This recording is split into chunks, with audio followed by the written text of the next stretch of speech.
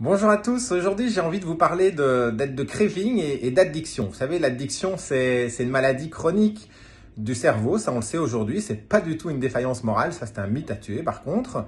Et dans cette maladie, un des signes c'est la rechute. L'addiction est caractérisée par des rechutes. Et un des symptômes, un des symptômes diagnostiques et pronostiques d'ailleurs de cette maladie, c'est le craving. Le craving, c'est quoi? C'est l'envie irrépressible, irrésistible de consommer. Alors, comment savoir si on a du craving? Eh bien, peut-être d'abord voir, est-ce que ça m'arrive souvent de consommer plus que ce que je n'aurais voulu? Est-ce que j'ai des envies qui sont plus intenses que ce que je ne voudrais moi-même et que je n'arrive même pas à contrôler?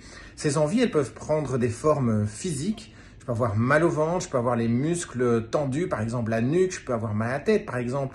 Des choses qui sont très très physiques ou bien tout à fait émotionnelles. Je me sens nerveux, je me sens anxieux, irritable, je suis pas bien et je sais pas tellement dire pourquoi finalement. Tout ça, c'est des symptômes de craving, d'envie de consommer finalement. Et on sait que la présence de ce craving, elle double ou elle triple le risque de consommation. Donc finalement, est-ce que la chose importante, c'est de mettre un objectif d'abstinence ou de diminution de consommation, ou c'est plutôt d'apprendre à repérer ces instants de craving et surtout d'apprendre à les gérer avec les soignants qui nous entourent dans le cadre d'une addiction. Allez, on en reparle une prochaine fois. À bientôt.